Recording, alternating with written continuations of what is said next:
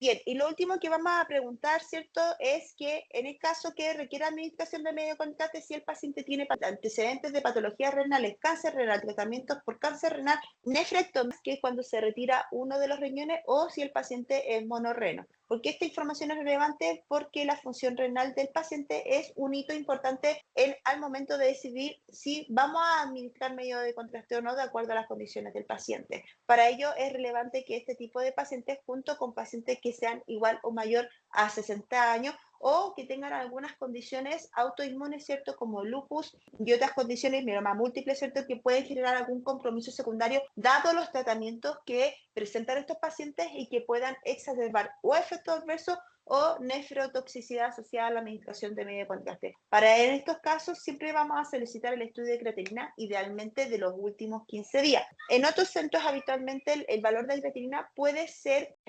tolerable que tengan una data de utilidad estos estudios máximo de 3 meses. Si el examen tiene más de 3 meses de su toma, tenemos que rechazar y solicitar nuevo estudio de laboratorio. ¿Ya? En algunos centros se manejan los test rápidos de creatinina, pero solamente los sugiero para confirmación de información, sobre todo en pacientes de alta complejidad con fallas renales. En el resto de los pacientes, lo ideal es que se solicite el examen de laboratorio, dado que la sensibilidad de estos test, como es rápida, es sensible a la creatinina, pero no son valores específicos como así lo es el examen de laboratorio que se toma para creatinina. Bien, nosotros cuando requerimos la administración de medio de contraste tenemos que ocupar un segundo elemento de equipamiento que es la inyectora, que es la que están visualizando en esta imagen, ¿cierto? La inyectora es un mecanismo de administración de medio de contraste de forma automatizada y eso permite al operador salir de la sala, ¿cierto? Y tratar de minimizar la exposición a la radiación ionizante cuando el estudio está en adquisición, ¿ya?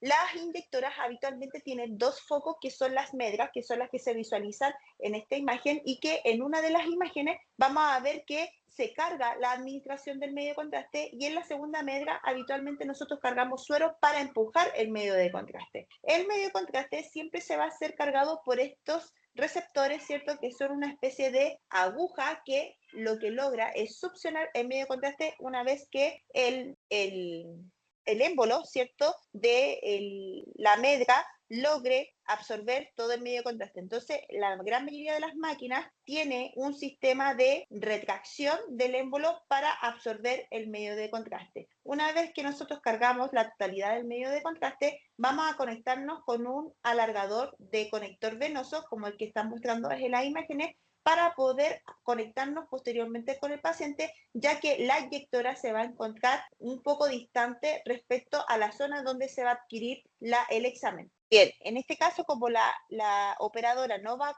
a cargar suero, se hace un nudito en el conector que va conectado a la segunda medra, ¿cierto? Y solamente se carga para el medio de contraste como se visualiza en esta imagen, ¿ya? Entonces, una vez que nosotros enroscamos el luego, empezamos a flechar, que es el proceso en el cual nosotros llenamos de medio de contraste todo el conector venoso de manera de disminuir la cantidad de aire que pueda existir en el conector para evitar los émbolos de aire que puedan ingresar al paciente a través de la conexión con la vía endovenosa periférica que vamos a disponer en el paciente, ¿cierto? Bien, entonces recordar que los agentes asociados a medio de contraste son fármacos que se ocupan como agentes de medio de contraste positivo, ¿cierto? Y que su función es aumentar la interfase de contraste en las imágenes de tomografía computada, ¿cierto? Los medios de contraste van de acuerdo al grado de osmolaridad que está relacionado directamente con la viscosidad del medio de contraste. Los medios de contraste tienen que estar siempre almacenados tienen que estar almacenados, ¿cierto?, dentro de sistemas de calefacción, que son calefactores, que permiten que el medio de contraste se mantenga entre los 36 a 40 grados para que al momento de administrarlo su viscosidad tienda a disminuir y sea fácil la manipulación del medio de contraste. Los medios de contraste se van a clasificar en dos categorías de acuerdo a las caracterizaciones moleculares que presenta este fármaco como elementos monómeros, ¿cierto? O elementos moleculares diméricos. Ya a través de su ionización podemos clasificar los medios de contraste como iónicos y medios de contraste no iónicos. La gran mayoría de los medios de contraste que son de cualidades iónicas son los que presentan las mayores probabilidades de que pueda generar alergia asociada a los medios de contraste o sea, Los medios de contraste que tienen tendencia iónica habitualmente son los que presentan mayor probabilidad de generar efectos adversos asociados a la administración de estos fármacos debido a la gran radicalización que producen con algunos elementos proteicos de la sangre del paciente, ¿cierto? Los medios de contraste tienen que tener una rápida eliminación del cuerpo que debería estar entre las 4 o 6 horas, ya la eliminación sobre el 90% del fármaco administrado, para que evitemos los efectos adversos asociados a la administración de medio de contraste. Y la vida media debería ser, como les comentaba, máximo 4 horas, ¿cierto? Esto lo vamos a calcular a través de la fórmula, a través de la creatinina, el género del paciente, el peso del paciente y con esto calcular la función renal del paciente. ¿Ya? La gran mayoría de las veces el medio de contraste va a generar efectos adversos que son comunes al momento de administrarlo. El paciente habitualmente, cuando se le administra el medio de contraste, indistintamente si es sensible o no a este fármaco, va a percibir calor, deseos de orinar, mal sabor en la boca y ardor en la garganta durante los primeros segundos tras la administración del medio de contraste. Estos efectos clínicos son habitualmente normales y no deberían rondear máximo 5 a 6 segundos después de la administración del medio de contraste. Posteriormente, el paciente debería declinar la sintomatología asociada a la administración. Bien, entonces lo importante de estos criterios de la administración de medio de contraste es que el paciente sí presente su examen de creatinina en base a los criterios previos expuestos para minimizar los riesgos de alergia asociada a los medios de contraste. Y en el caso que el paciente haya presentado anteriormente o una exposición previa haya presentado alergia al medio de contraste, sí o sí nosotros tenemos que preparar al paciente a través de una premedicación para evitar o minimizar la alergia siempre y cuando esté autorizada o por el jefe de servicio, ¿cierto? Coordinador de servicio, médico radiólogo o el médico tratante que está a cargo del paciente y en pacientes que presenten alguna falla, anomalía, trastorno, tratamiento por enfermedades renales, falla renal, trasplante renal, ¿cierto? Monorreno, etcétera, tiene que venir con un pase del nefrólogo. Para los pacientes que han sido expuestos o que tienen una alta probabilidad de presentar alergia o tengan antecedentes de alergia a más de algún elemento o algún otro agente, es importante que premediquemos al paciente. La gran mayoría de las premedicaciones están basadas con antihistamínicos, ¿cierto? Y con algún tipo de complemento asociado, ¿cierto? Que en este caso es la prednisona. La prednisona se va a dar 12 horas, 6 horas y 1 hora antes. Bueno, en este caso en el ejemplo está 13, 7 y 1, pero en general andan por estos rangos de tiempo, pero siempre es importante que haya una prevalencia previa de administración de la prednisona previo a la realización del examen y 1 hora antes, y esto es casi transversal para la gran mayoría de los síntomas médicos, tiene que administrar clorfenamina para finalizar el ciclo de preparación de premedicación para poder exponerse al medio de contraste yodado. Bien, cuando el paciente requiere de la administración de medio de contraste, nosotros vamos a requerir materiales clínicos para poder preparar al paciente para la punción endovenosa, ¿ya? Es importante considerar los elementos clínicos que vamos a necesitar. Dentro de ello, vamos a requerir el riñón, bandeja clínica o algún contenedor, ¿cierto?, desechable para poder manipular mi material clínico, jeringas para poder cargar suero fisiológico y probar la vía endovenosa una vez que ya se encuentre instalada. Bránulas, de acuerdo al tipo de examen, vamos a requerir bránulas que rondeen entre los números 18, 20, 22, ¿cierto? Para la administración de medio de contraste y va a depender exclusivamente de la instrucción del tecnólogo médico si es que vamos a requerir una bránula de mayor calibre o de menor calibre. Además, vamos a requerir 3 pasos, vamos a requerir tela transport o tela de papel y además vamos a requerir alcohol, ¿cierto? O alcohol con o algodones con alcohol al 70% para desinfectar la zona donde nosotros vamos a realizar la punción. Además, en el caso de tomografía computada, recuerden que la llave 3 pasos va a conectarse directamente con el alargador venoso que está conectado a la inyectora para poder administrar el medio de contraste de manera automatizada. Bien, entonces una vez que nosotros ya hemos entrevistado, ya hemos preparado y ya hemos realizado la punción endovenosa en mi paciente, vamos a proceder a pasar a mi paciente a la sala de tomografía computada. El paciente, de acuerdo al tipo de examen, le vamos a solicitar que se disponga de cúbito supino, que es una de las pocas posiciones que puede presentar el paciente para tomarse el examen de tomografía computada. Vamos a ver a continuación que dependiendo del tipo de examen, el paciente puede ingresar primero por la cabeza hacia el gantry o con los pies hacia el gantry. Va a depender del tipo de examen. Indistintamente del tipo de examen, al paciente siempre se va a solicitar que se disponga en la camilla de cúbito supino. Le vamos a poner aditamientos para elevar las piernas y así mantener el confort durante el examen. Y además le vamos a facilitar mantas y otros elementos, dado que las salas de imagenología por lo general son bastante heladas. Una vez que nosotros ya hemos preparado al paciente, procederemos a mover la camilla, que habitualmente está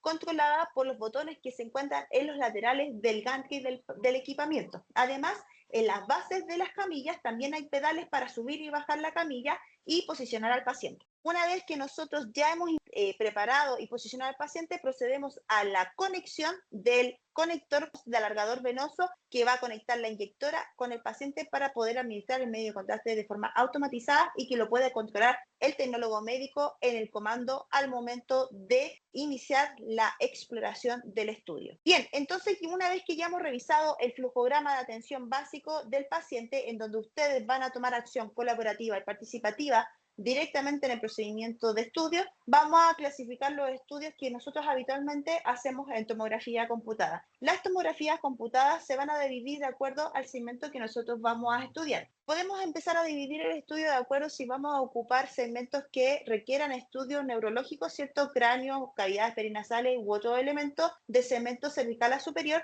y otros estudios que están relacionados con exploraciones que se requieran desde cervical a inferior, ¿cierto? O a caudal. Así que vamos a partir con la región craneal, facial, ¿cierto? Cervical. Para ello, en general, los estudios de cerebro, cavidades perinasales, entre otros, que requieran o no administración de medio de contraste, vamos a requerirle al paciente que venga con ropa holgada, ¿cierto? Y cómoda, evitar la presencia de elementos metálicos para la exploración, y en el caso que se requiera administración de medio de contraste, le vamos a solicitar un ayuno que se encuentre entre las 6 y 8 horas, dependiendo de la tolerancia del paciente, y que además, si presenta alguna alergia o que en este momento se encuentre bajo el tratamiento de algún fármaco en específico, tiene que declararlo al momento de presentarse al paciente, al examen, ¿cierto? Además, la preparación hídrica o la hidratación que tiene que presentar al paciente al menos una hora antes del examen. En el caso de cerebro, no requiere otra indicación más que el ayuno para minimizar los efectos adversos y evitar finalmente el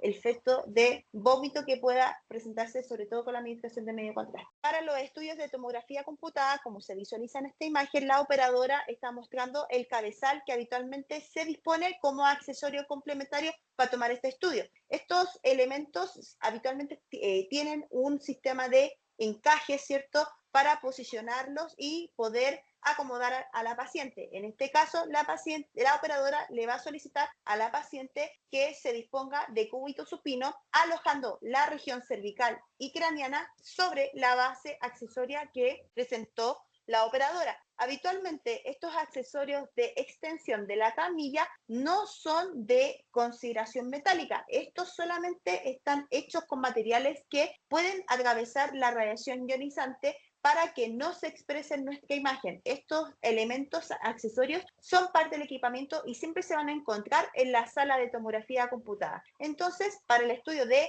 cráneo, hipófisis, fosa posterior, oídos, cavidades perinasales, columna cervical y columna dorsal y cuello, vamos a requerir de este aditamiento que tiene la operadora en sus manos, que es el famoso cabezal de cerebro. El cabezal de cerebro siempre además va a tener una esponjita para favorecer el confort del paciente. Una vez que nosotros ya hemos posicionado al paciente de cúbito supino, vamos a ingresar a través de las perillas de manipulación que se encuentran en los laterales del gantry, ¿cierto? Y vamos a centrar a nuestro paciente. Lo importante es que mi paciente va a depender del láser, ¿cierto?, bajo la ubicación, de manera que el láser muestre una línea que pase por la región media del paciente y que además la región lateral, ¿cierto?, coincida con el conducto auditivo interno del paciente. Y desde la región central, el punto horizontal del láser tiene que coincidir con la región del nasion.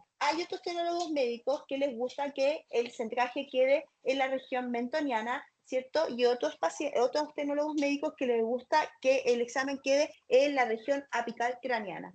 Va a depender con el tecnólogo con el que se encuentre trabajando. Los exámenes que se toman habitualmente desde la región cervical a superior y que requieran de este aditamiento de cabezal-cerebro, ¿cierto? La gran mayoría va a requerir medio de contraste. El cerebro, la tomografía del cerebro, puede solicitarse como TAC de cerebro simple y que además, que es, o sea, el TAC de cerebro simple que no requiere medio de contraste y además el estudio que presente sin medio de contraste y además con medio de contraste. El estudio de hipófisis siempre va a llevar medio de contraste a menos que no esté indicado en la orden médica. En el caso de los estudios de fosa posterior, sí requieren medio de contraste, a excepción que venga indicado que no se inyecte medio de contraste. El estudio de oído, la gran mayoría de las veces, no requiere de administración de medio de contraste y en muy pocas ocasiones se solicita con administración de medio de contraste. El estudio de cavidades perinasales, que es uno de los estudios de tomografía computada más solicitados en el mercado, habitualmente no requiere medio de contraste. Los estudios de columna, tanto cervical, dorsal como lumbar, habitualmente no requieren medio de contraste y en muy pocos casos se solicita con medio de contraste. Y en el caso de la tomografía computada de cuello, sí habitualmente requiere medio de contraste, a menos que indique la orden médica que no requiere administración de medio de contraste. Bien, para los estudios de tórax, abdomen y pelvis, tenemos que considerar preparaciones extras para la realización del examen. Específicamente, en los estudios de abdomen y pelvis le vamos a pedir un ayuno de 24 horas y además que el paciente venga hidratándose 1 hora antes que se presente al examen. Esto por dos razones. Una, para rellenar la vejiga de líquido y así poder tener la vejiga distendida al momento de realizar el examen, o sea, con retención de orina, y además para llenar la cámara gástrica de manera de poder expandir el cuerpo gástrico y así poder evaluar las paredes del estómago al momento de explorar al paciente. Esto es relevante siempre. Además, al paciente se le va a solicitar el ayuno para dilatación de la vesícula y además para disminuir los efectos adversos asociados a la administración de medio de contraste. La ropa tiene que ser holgada y cómoda para minimizar la movida de las pertenencias personales del paciente y si podemos evitar el uso de la bata, tratemos de evitarlo. En su defecto, si el paciente presenta elementos decorativos metálicos en su ropa, se prefiere retirarla y solamente quede con su ropa interior baja, ¿cierto? Calzón o calzoncillo y además de la bata con sierra posterior. Es importante siempre señalar al paciente indistintamente del examen que se está realizando que no se mueva durante el movimiento de la camilla. Bien, entonces para los estudios de tórax, abdomen y pelvis, nosotros vamos a ocupar un segundo accesorio, que es distinto al primero, que en este caso es un extensor de pie o un extensor de camilla, como se visualiza el que está manipulando la operadora, y habitualmente la instalación de este accesorio es muy similar a el cabezal de cerebro, en donde tiene esta aleta para poder recepcionarse a la base de la camilla. Bien, y como se visualiza en esta imagen, la operadora lo que va a hacer es encajar, ¿cierto?, en el receptáculo para poder generar una extensión de la camilla. A la paciente en tomografía computada, ya sea tórax, abdomen y pelvis, la vamos a posicionar de cúbito supino, ¿cierto? Vamos a elevar las piernas para aumentar el confort de la paciente y le vamos a solicitar además que eleve los brazos hacia la región craneana para disminuir elementos o condiciones que puedan perjudicar la imagen de tomografía computada. Además, le vamos a poner fijaciones laterales al paciente para disminuir los movimientos durante el estudio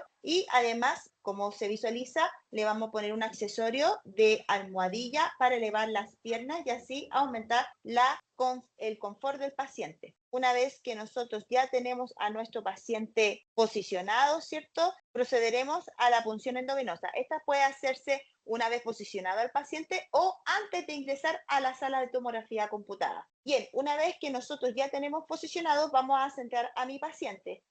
El centraje de mi paciente, de acuerdo al examen, específicamente podemos hacerlo de dos formas. En el caso del tórax, habitualmente lo vamos a centrar en la región cervical para partir el estudio de craneal a caudal. Por lo tanto, al paciente lo vamos a posicionar de cúbito supino con los brazos extendidos hacia arriba, ¿cierto? Y con la cabeza hacia el ganglion, como se visualiza en esta imagen, ¿ya? En el caso de abdomen y pelvis, vamos a sugerir la misma posición. Ahora, el paciente también puede estar en posición inversa, como se visualiza en este caso, con los pies hacia el gantry, ¿cierto? En cualquiera de las dos posiciones va a estar correcta y para eso tienen que consultar con el tecnólogo médico cuál es el posicionamiento que más le parezca correspondiente al tecnólogo para poder realizar el estudio que él va a emitir, ¿cierto? Para los estudios de tórax específicamente, en la gran mayoría de las veces no requiere administración de medio de contraste a menos que venga indicado en la orden médica o que se dé diagnósticos diferenciales que sí requieran administración de medio de contraste indistintamente si viene indicado en la orden médica, ¿cierto? Entonces,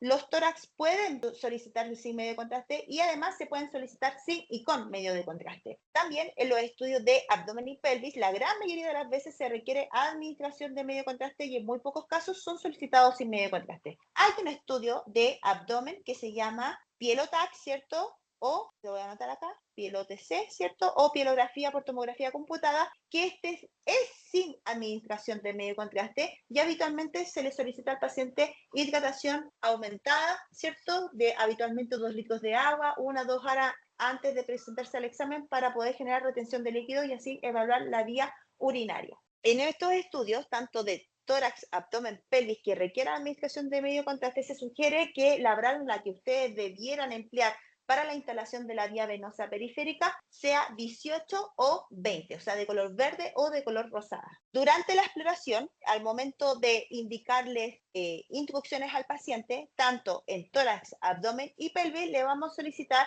que tome aire y aguante. Por lo tanto, tienen que reforzarse estas indicaciones antes que el tecnólogo médico inicie la exploración para minimizar errores o repeticiones y así consecuentemente disminuir los riesgos de radiación sobre el paciente. Una vez que nosotros ya hemos terminado el estudio, al paciente le tenemos que dar las indicaciones de salida. Tenemos que retirar la vía endovenosa, esperar al menos unos 15-20 minutos para verificar que no existan efectos adversos en el paciente y una vez que nosotros despachamos al paciente, tenemos que persistir la indicación de que se siga tratando para ayudar a fomentar la eliminación de medio de contraste en un rango máximo de 4 horas en pacientes que tengan función renal normal. Además, este examen no genera radiación después del estudio, o sea, los pacientes se pueden acercar a pacientes embarazadas y a niños o ancianos porque este examen no generó radiación interna y no se va a ir a la casa con radiación.